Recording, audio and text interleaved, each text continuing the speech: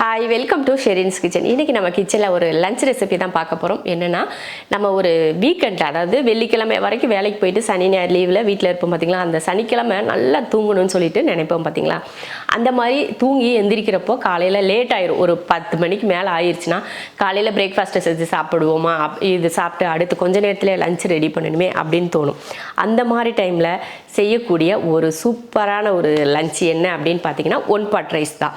அந்த one pot ரைஸ்லேயும் ரொம்ப சிம்பிளான ஒரு ரைஸ் அப்படின்னு பார்த்தீங்கன்னா பருப்பு சாதம். அவ்வளோ ஈஸியாக செய்யக்கூடிய பருப்பு சாதம் தான் இன்றைக்கி நம்ம கிச்சனில் பண்ண போகிறோம். வாங்க பார்க்கலாம்.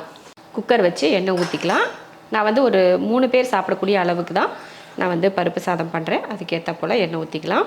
பருப்பு சாதம் ரொம்ப வரன்னு இல்லாமல் கொஞ்சம் எண்ணெய் பசையோடு இருந்தால் டேஸ்ட் ரொம்ப நல்லாயிருக்கும். ரொம்ப நேரம் ஆனாலும் லஞ்ச் பாக்ஸுக்கெலாம் கொடுத்து விட்றப்போ மதியம் வரைக்கும் நல்லாயிருக்கும். இல்லைன்னா நீங்கள் எண்ணெய் கம்மியாக ஊற்றுனீங்கன்னா மதியம் சாப்பிட்றப்போ நல்லா இருக்காது. அதனால் அதுக்கெல்லாம் ஏற்ற மாதிரி எண்ணெய் ஊற்றிக்கோங்க. எண்ணெய் காஞ்சதுமே கொஞ்சம் கடுகு உளுந்து கூடவே கொஞ்சம் சீரகமும் சேர்த்துட்டு நம்ம கையில் ஒரு 100 கிராம் அளவுக்கு சின்ன வெங்காயம், 4 பல் பூண்டு, பச்சை மிளகாய் காரத்துக்கு ஏற்ற மாதிரி சேர்த்துக்கோங்க. கொஞ்சம் கருவேப்பிலை, கொஞ்சமாக பெருங்காயத்தூள் சேர்த்துக்கலாம்.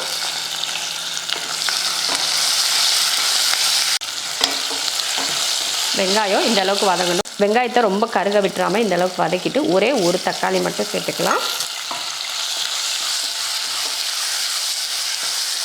வெங்காயம் தக்காளி பாருங்கள் நல்லா வதங்கிருச்சு. இந்த டைமில் மஞ்சத்தூள் சேர்த்துக்கலாம். மஞ்சத்தூள் ரொம்ப சேர்த்திங்கன்னா மஞ்சள் வாடை எடுக்கும். அதனால் பார்த்து அதையும் சேர்த்துக்கோங்க. ஒவ்வொரு பொருளுமே எந்த அளவுக்கு பார்த்து சேர்க்கணுமோ பார்த்து சேர்த்துக்கோங்க. நான் கரெக்டாக 3 பேர் சாப்பிட்லாம், 3லேருந்து 4 பேர் கூட சாப்பிட்லாம். அந்த அளவுக்கு தான் செஞ்சிட்ருக்கேன். அதுக்கேற்ற அளவு கரெக்டாக போட்டுக்கோங்க. இப்போ இந்த டம்ளரில் தான் 1 டம்ளர் அரிசியும் 1/4 டம்ளர் அளவுக்கு துவரம் பருப்பு எடுத்திருந்தேன். அதில் தான் இப்போ தண்ணி சேர்க்க போகிறேன். நம்ம அரிசி அளவுக்கு மட்டும் தண்ணி சேர்த்துக்கிட்டால் போதும். 1, அடுத்து 2, அரை மணி நேரமாக ஊற வச்சுருக்கேன் அரிசியும் பருப்பும். அதை நல்லா தண்ணியை வடிச்சிட்டு சேர்த்துக்கலாம்.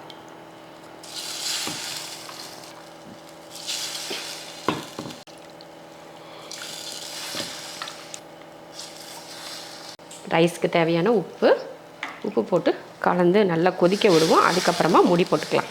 ஒரு கொதி வரட்டும், அப்புறமா மூடி போடுவோம். பாருங்கள் நல்லா கொதிக்க ஆரம்பிச்சிருச்சு. இந்த டைமில் மல்லித்தலையும் கொஞ்சம் கருவேப்பிலையும் சேர்த்துட்டு கலந்து விட்டுருவோம். உப்பு இந்த டைமில் உப்பெல்லாம் சரியாக இருக்கான்னு சரி பார்த்துக்கோங்க. குக்கர் மூடி போட்டுக்கலாம். 2 விசில் விட்டு ஆஃப் பண்ணிக்கலாம். அவ்வளோதான். ரைஸும் பார்த்திங்கன்னா நல்லா ஸ்டீம் இறங்கிடுச்சு. உதிரியாக இருக்குது பார்த்திங்களா. தண்ணி நம்ம ரைஸோட அளவு வச்சு தான் ஊற்றணும். பருப்பு போட்டுருக்கோன்றக்காக எக்ஸ்ட்ரா தண்ணி தான் ஊற்றக்கூடாது. அப்படி ஊற்றுனீங்கன்னா ரைஸ் குழஞ்சி போயிடும். உதிரியாக இந்த பக்குவத்தில் இருந்தால் தான் பருப்பு சாதம்னா பருப்பு சாதம் செஞ்சிட்டோம். அதுக்கு ரொம்ப பெருசாலாம் சைடிஸ் யோசிக்கவே வேணாம். வெறும் ஆம்லேட் மட்டும் போட்டுக்கிட்டாலே போதும். நானும் வீட்டில் அதுதான் செஞ்சுருக்கேன். பருப்பு சாதத்துக்கு ஆம்லேட் தான் செஞ்சுருக்கோம். ரொம்ப நல்லாயிருக்கும். ரொம்ப சிம்பிளாக வேலை முடிஞ்சிடும். சோம்பேறித்தனமாக இருக்குது அப்படின்னு நினச்சிங்கன்னா கண்டிப்பாக இந்த ரைஸ் உங்களுக்கு யூஸ்ஃபுல்லாக இருக்கும். இதே போல் செஞ்சு பாருங்கள்.